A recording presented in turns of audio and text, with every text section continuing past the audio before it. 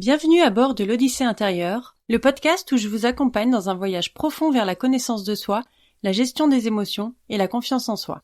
Je m'appelle Erika et je suis coach certifiée Master Coach PNL et praticienne clean. Dans cet espace d'exploration, nous créons une petite bulle de douceur où nous plongerons ensemble au cœur de nos émotions, de nos peurs et de nos croyances. Alors, installez-vous confortablement et c'est parti. On a tous cette liste de traits de caractère ou de comportement qu'on nous a toujours dit d'éviter ou qu'on nous a reproché. Trop ceci, trop cela. Mais en fait, elle vient d'où cette liste? Qui a décidé que certaines parties de nous étaient des défauts? Imaginons que tu te considères comme trop sensible. Alors oui, la société a tendance à voir la sensibilité comme une faiblesse. Mais moi, je trouve que c'est une force. Ça veut dire qu'on est connecté avec nos émotions, avec celles des autres, qu'on peut percevoir des nuances que la plupart des gens ne voient pas. Ça veut dire aussi que peut-être on a une grande capacité d'empathie, qu'on ressent les choses profondément. Et moi, je trouve que c'est une force et c'est une force qui est pas donnée à tout le monde. Et si on parle d'être trop bavard, ça veut peut-être juste dire qu'on aime partager, qu'on aime communiquer, qu'on a cette énergie, cette envie de tisser des liens, d'échanger des idées, de raconter des histoires. Peut-être que t'es le lien entre les gens, celui qui anime les conversations, qui apporte de l'énergie dans une pièce. Et dans un monde où la communication est la clé, être bavard, ça peut être un atout hyper bénéfique pour créer des liens, pour inspirer les autres, pour faire avancer les choses. Alors, peut-être qu'il te manque l'écoute, parce que quand on est très bavard, souvent, on parle plus qu'on écoute, mais c'est comme tout, ça s'apprend. Et je pense que si on acceptait tous les particularités de chacun, les complémentarités, les différences, et le monde irait beaucoup mieux. Alors, j'ai un petit truc pour toi que je voudrais que tu essayes. La prochaine fois que tu dis que tu es trop quelque chose, fais une pause et demande-toi, et si en fait c'était une de mes plus grandes qualités? Ou alors, dans quelle situation ça pourrait être une qualité? Et tu peux aussi transformer ce trop en tellement. Et regardez comment ça change ta perception de toi ou des autres. Je suis tellement sensible, je suis tellement bavard, je suis tellement timide. Et je sais pas ce que t'en penses, mais ça change quand même toute la vision du truc. Enfin, on sent plus négatif en fait. En fait, ces traits, c'est simplement des aspects de ta personnalité qui, selon la façon dont on les regarde et on les utilise, elles peuvent devenir des qualités. En fait, ouais, c'est surtout une question de perspective et d'acceptation. Et donc, je te propose de prendre un moment après ce podcast pour réfléchir à tes défauts. Et là, je mets des guillemets. Et te demander comment ils pourraient être vus comme des qualités, dans quel contexte ils pourraient être utiles, comment tu peux les utiliser à ton avantage. Peut-être que ce que tu as toujours considéré comme ton plus grand défaut, c'est en fait ta plus grande force. J'ai récemment eu une cliente qui se considérait comme trop émotive. Elle était toujours à fleur de peau et elle pensait que ça l'empêchait de réussir dans son travail et que ça ruinait ses relations. Ensemble, on a travaillé à voir cette sensibilité comme une capacité à ressentir et à comprendre les autres d'une manière que peu de personnes ne peuvent en fait. Elle a appris à comprendre ses émotions et par là à mieux se connaître, à comprendre ce dont elle avait besoin, ce dont elle avait envie. Et maintenant, elle est consciente que sa sensibilité est utile. Elle est utile parce qu'elle lui permet de créer des liens avec ses clients, avec ses collègues.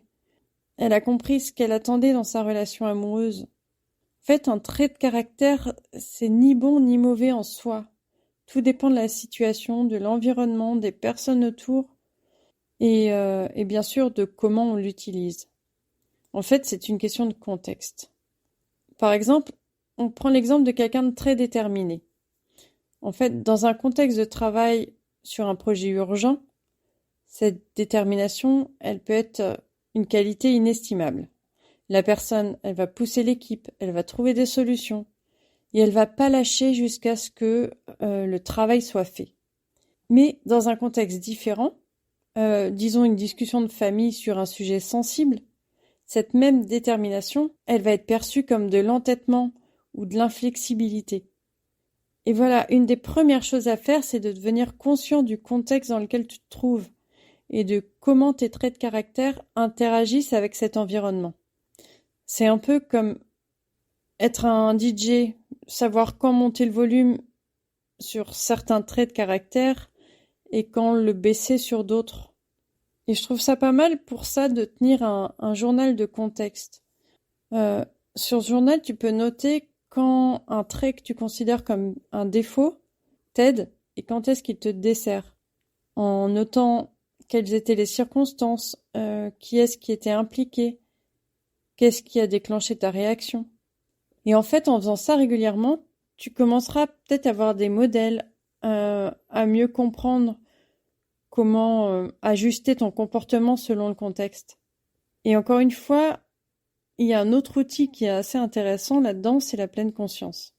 Parce qu'elle te permet de te rendre compte en temps réel de ce qui se passe en toi et autour de toi, et te donner en fait la chance de choisir consciemment comment réagir, plutôt que simplement agir par habitude ou par réflexe.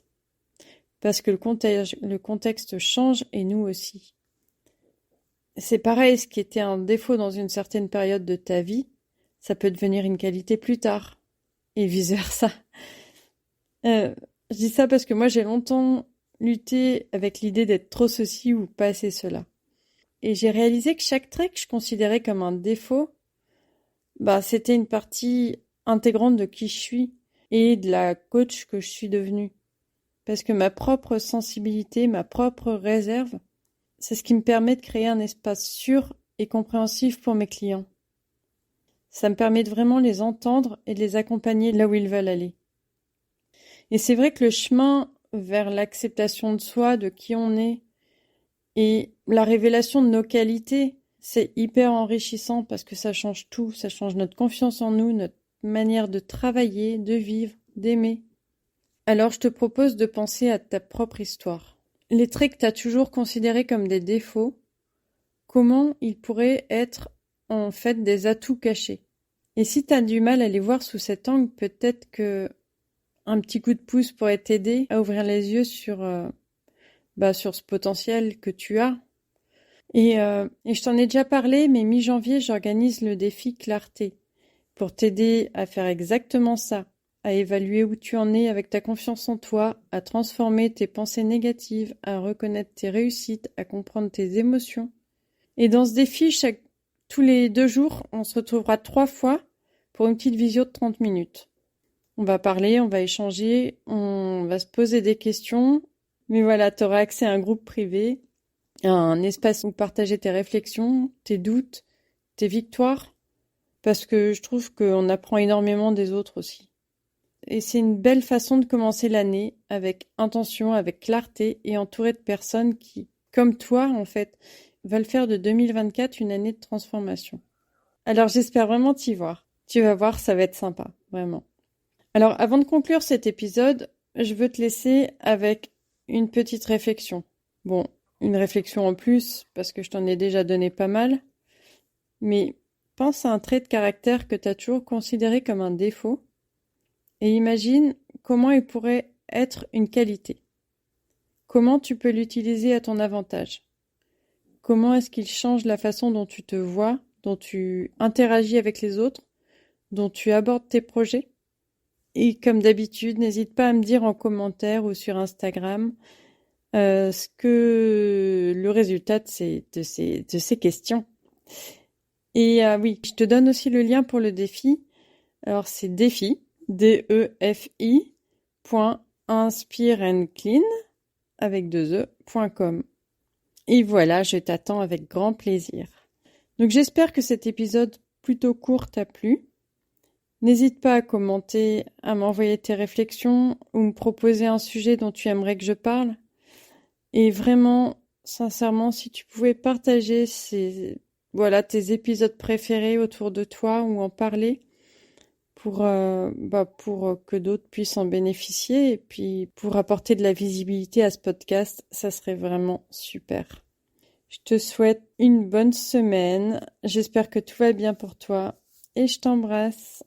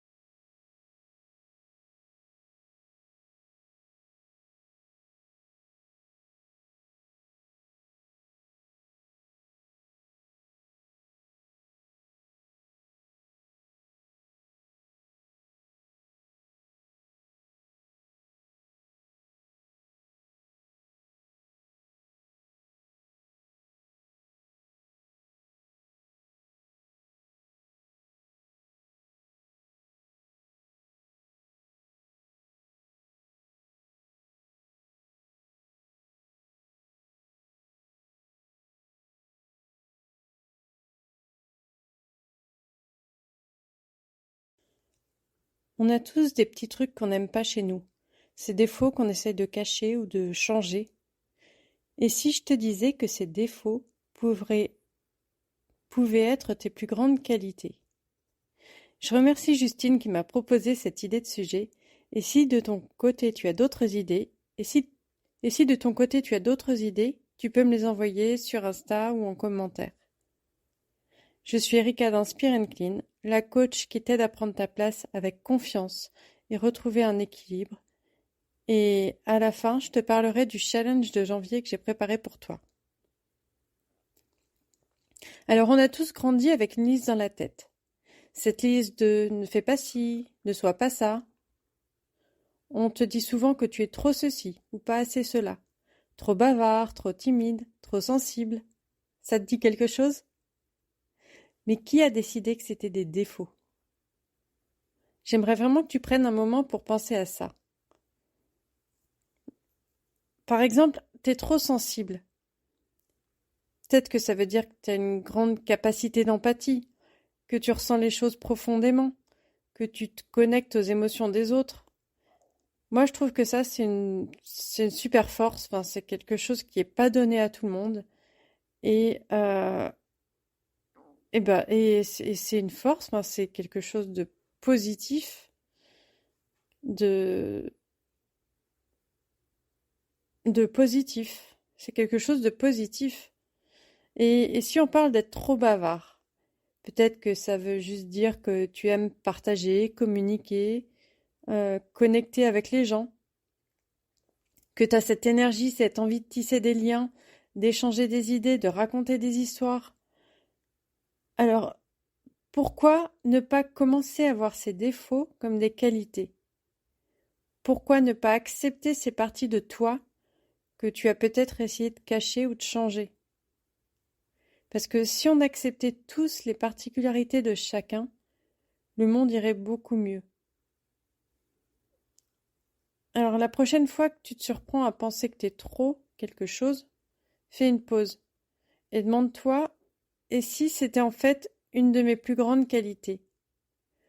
Ou alors tu peux te dire dans quelle situation ça pourrait être une qualité. Et tu peux même faire un petit truc si tu veux essayer de transformer ce trop en tellement et regarder comment ça change ta perception de toi-même et des autres.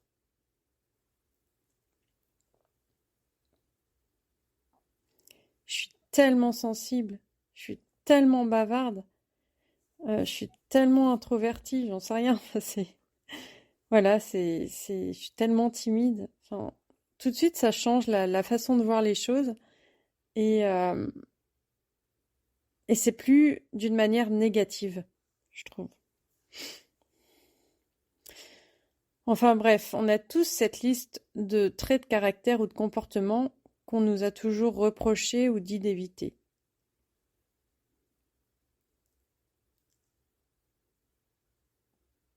Ah, ça, je l'avais déjà dit, effacé.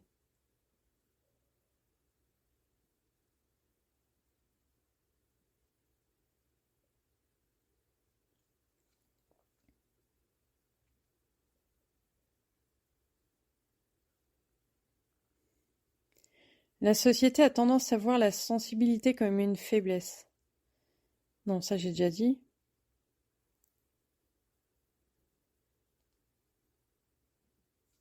Non, je